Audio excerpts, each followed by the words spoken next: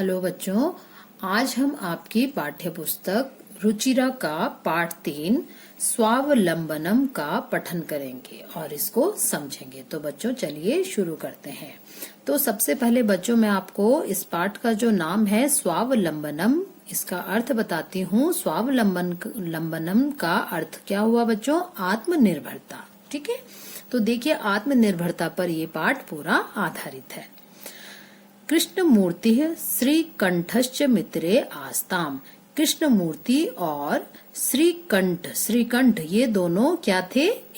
दोनों मित्र थे।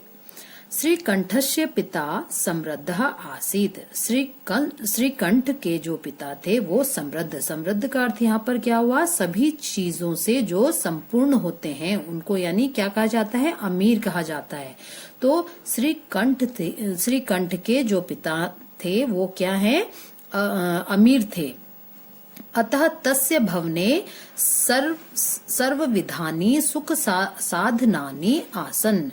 इसलिए तस्य यानी उसके, भवन यानी मकान, इसलिए उसका जो मकान था वह सर्वविधानी यानी यहाँ पर क्या उसका जो मकान था उसके घर में सारी सुख साधनानी यानी सभी सुख के जो साधन होते हैं वो सभी उसके विशाल भवन में थे।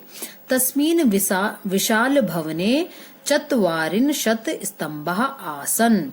तस्मीन का अर्थ हुआ उसके विशाल भवन में चत्वारिंशत् स्तंभः। चत्वारिन का अर्थ क्या हुआ? 40 स्तंभः यानी खम्बे, आसन यानी थे।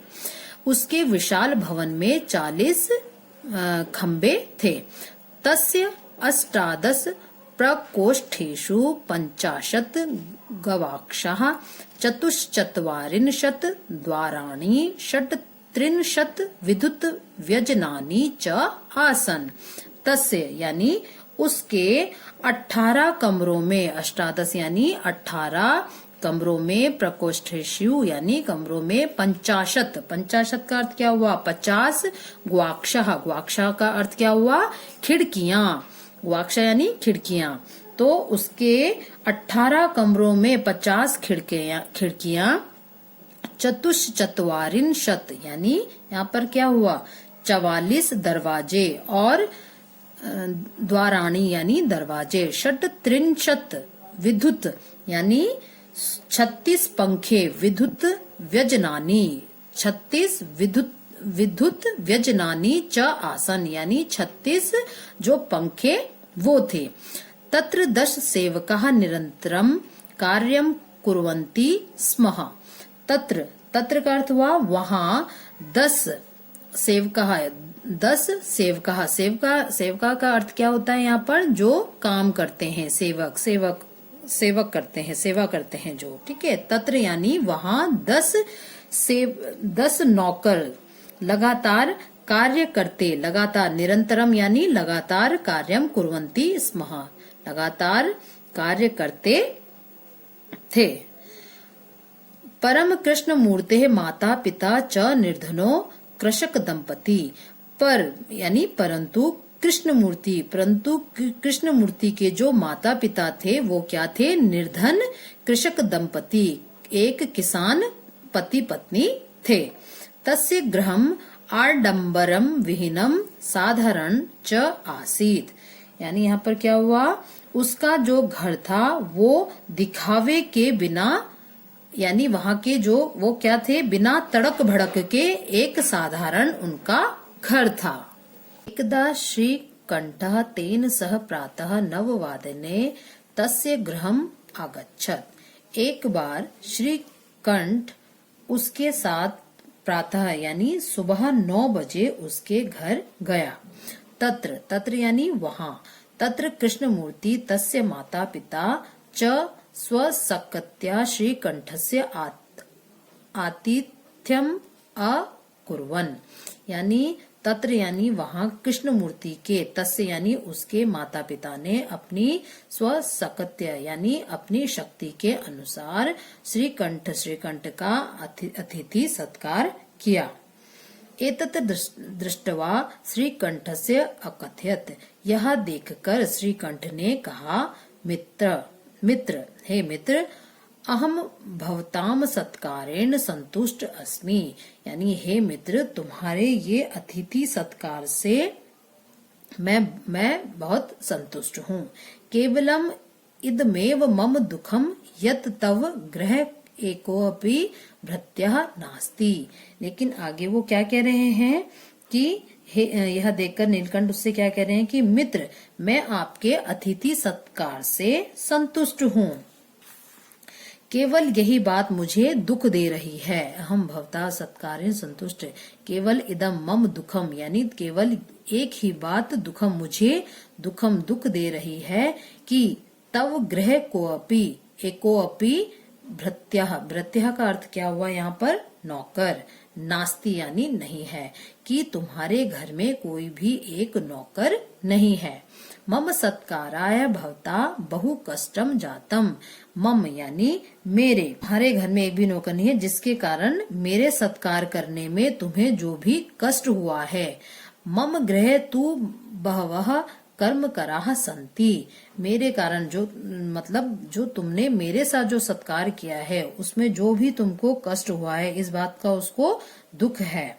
यहाँ पर आगे वो कहते हैं, मेरे घर में तो बहुत सारे क्या हैं, मम गृह तु बहवः कर्म कराह संति। यानी मेरे घर में तो बहुत सारे कर्म कराह यानी कर्म को करने वाले नौकर बहुत सारे हैं। तदा कृष्णमूर्ति अभवत। तब कृष्णमूर्ति ने कहा, मित्र, ममापि अष्टो कर्म कराह संति। कृष्णमूर्ति ने क्या कहा, मित्र, ममापि यानी मेरे भी अष्टो यानी 8 कर्म करा यानी कार्य करने वाले नौकर हैं, मेरे भी 8 कर्म करने वाले नौकर हैं। ते च 2 पादोः 2 हस्तोः 2 नेत्रः 2 श्रोत्रे इति। तो यहाँ पर इस पंक्ति में क्या कहा है, ते च 2 पादोः 2 हस्तोः 2 नेत्रे 2 श्रोत्रे इति।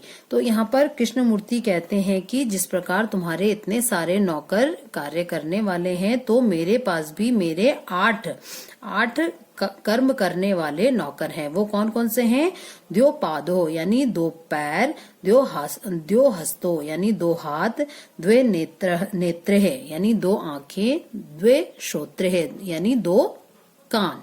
ये मेरे क्या है, काम करने वाले नौकर के समान है। एते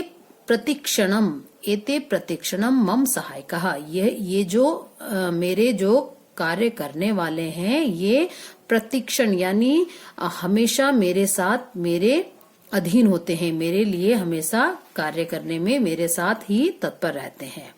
किंतु तव भृत्या सदैव सर्वत्र च उपस्थिताः भवितुम न शक्नुवन्ति।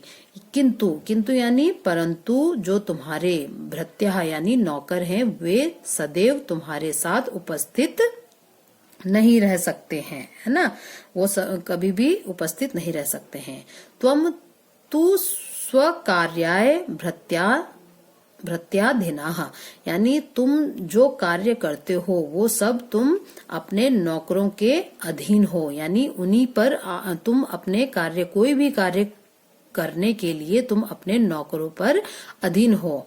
यदा यदा ते अनुपस्थिता, यदा यानी जब ते यानी वे यानी यहाँ पर किसके लिए कहा गया, उनके उसके जो नौकर हैं, जब तुम्हारे जो नौकर हैं वो अनुपस्थित यानी नहीं होते हैं, तदा त्वम कष्टम अनुभवसी यानी तब तुम्हें कष्ट का अनुभव होता है। यानी कि हर कार्य के लिए वो जब नौकर पर ही निर्भर रहता है, तो जब वो नहीं होते हैं उनकी अनुपस्थिति में, तब उसको कष्ट का अनुभव होता है।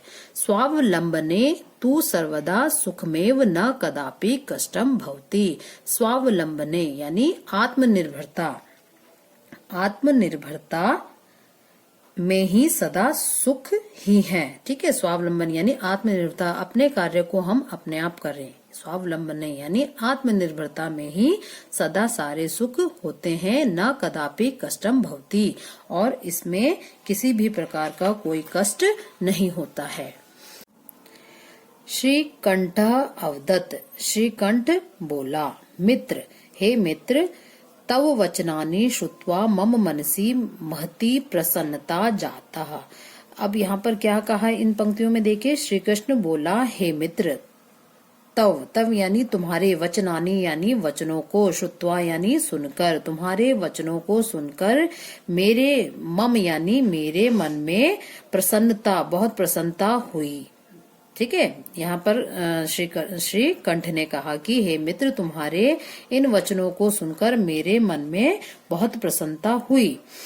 अधुना यानी अब, अधुना अब, अधुना अहमपि स्वकार्याणि स्वमेव कर्तुम इच्छामि। अधुना यानी अब मैं भी अपने कार्य को अपने आप ही करना चाहता हूँ, है ना। अधुना अहमपि स्वकार्याणि स्वमेव यानी अपने आप अपने कार्य को कर्तुम इच्छामि करना चाहता हूँ। भवतु 12:30 वादनम इदम, यानी यहाँ पर इसका क्या अर्थ हुआ बच्चों, सार्ध यानी जो आधा है, 12 यानी 12 के बाद जो आधा, वादनम यानी बज रहे हैं, यानी 12:30 हो गए हैं। सांप्रतम गृहम चलामी, यानी अब मैं घर जाता हूँ, अब घर जाता हूँ। तो बच्चों यहाँ पर आपको यह जो पाठ मैंने यहाँ पर पढ़ा है तो आपको अच्छे से समझ में आ गया होगा। ठीक है, आज के लिए इतना ही, धन्यवाद।